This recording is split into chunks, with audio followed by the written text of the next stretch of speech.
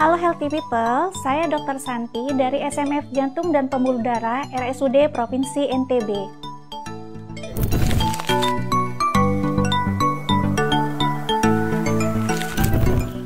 Penyakit jantung bawaan adalah kelainan struktural yang diderita saat baru lahir. Hal ini disebabkan karena gangguan perkembangan jantung pada masa janin, yaitu pada 30 hari pertama kehamilan. Penyakit jantung bawaan ini cukup banyak di dunia.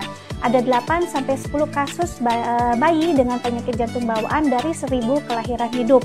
Sementara di Indonesia, ada 50.000 kasus penyakit jantung bawaan yang timbul per tahunnya.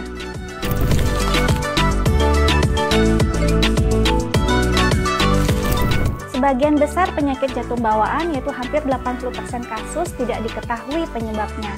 Tetapi ada faktor risikonya. Di antaranya yang pertama adalah faktor risiko genetik.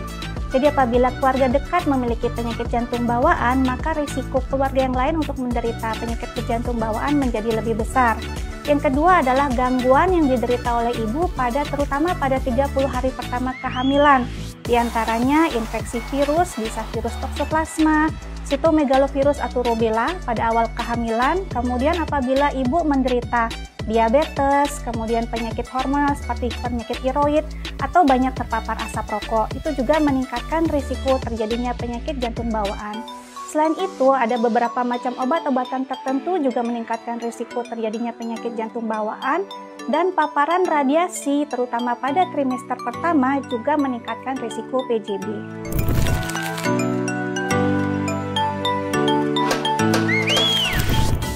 Sebelum ke tanda dan gejala, penyakit jantung bawaan ini dibagi menjadi dua besar, yaitu penyakit jantung bawaan biru atau sianotik dan penyakit jantung bawaan tidak biru atau asianotik. Baik sianotik maupun asianotik memiliki gejala diantaranya yang pertama, kesulitan menyusu, terutama di saat bayi, jadi dia menyusunya tersendat-sendat, menyusu sebentar, kemudian berhenti, kemudian dilanjutkan lagi, sehingga waktu menyusunya menjadi lebih lama. Yang kedua adalah berkeringat, biasanya mereka berkeringat pada saat menyusu, kemudian gangguan pertumbuhan, jadi kenaikan berat badannya menjadi lebih lambat dibandingkan bayi yang lain. Nah, kemudian pada penyakit jantung bawaan biru ya, kita akan melihat kebiruan terutama di area mukosa mulut atau di ujung-ujung jari. Kemudian pada penyakit jantung bawaan tidak biru atau penyakit jantung bawaan biru dengan peningkatan aliran darah ke paru, anak itu akan sering mengalami infeksi paru berulang. Jadi pada setahun bisa 2-3 kali masuk rumah sakit karena pneumonia.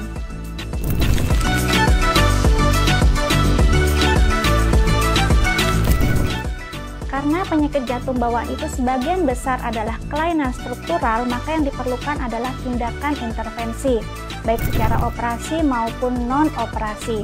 Sebagian besar obat-obatan tidak bisa memperbaiki kelainan struktural yang ada. Obat-obatan itu hanya untuk mengurangi gejala pada pasien.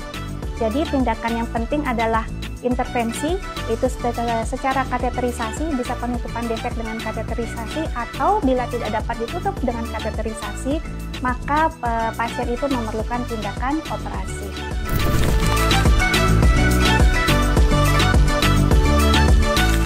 Karena pembentukan jantung pada janin terjadi pada awal kehamilan, yaitu pada hari pertama sampai 30 hari kehamilan, maka sejak pasangan itu sudah menyiapkan atau sejak memutuskan untuk segera memiliki anak, sejak itulah persiapan harus dimulai untuk mencegah terjadinya penyakit jantung bawaan. Di antaranya dengan gizi yang baik, kemudian memperhatikan obat-obatan yang diminum. Semua obat-obatan yang diminum sebaiknya sepengetahuan dengan dokter. Kemudian cegah terjadi infeksi terutama pada awal-awal kehamilan, ya. Kemudian bisa juga kita lakukan screening untuk toxoplasma, sitomegalo atau rubella virus. Kemudian perbaiki pola hidupnya ya dengan makanan yang sehat, perbaiki kadar gula untuk mencegah terjadinya diabetes, hindari paparan asap rokok, hindari paparan radiasi. Jika ayah dan bunda memiliki putra atau putri dengan kemungkinan gejala penyakit jantung bawaan, maka bisa segera diperiksakan ke Poli Jantung RSUD Provinsi NTB. Saat ini di RSUD Provinsi NTB kita juga sudah bisa melakukan tindakan diagnostik untuk penyakit jantung bawaan atau PJB, diantaranya ekokardiografi, CT scan untuk PJB maupun tindakan kateterisasi sebagai persiapan untuk tindakan operasi atau tindakan selanjutnya.